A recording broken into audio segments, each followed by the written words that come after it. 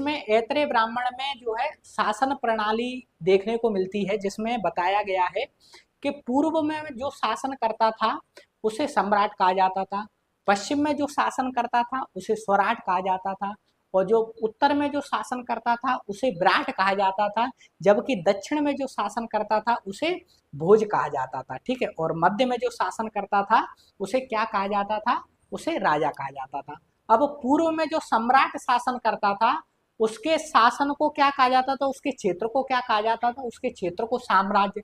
जबकि पश्चिम वाले को क्या कहा जाता था, तो पश्चिम वाले को जो है क्या कहा जाता था, तो पश्चिम वाले को स्वराज्य कहा जाता था, उत्तर वाले को जो है वैराज्य कहा जाता है। इसी प्रकार से दक्षिण वाले को क्या कहा जाता था, तो दक्षिण वाले को वैज्य कहा जाता था। ठीक है, तो ये याद रखना है कि ऐतरेय ब्राह्मण में वर्णित शासन प्रणाली, इसमें जो सम्राट, स्वराट, विराट, भोज और राजा, और जो चारों दिशाओं में जो शासन कर लेता था उसे एक राट कहा जाता था।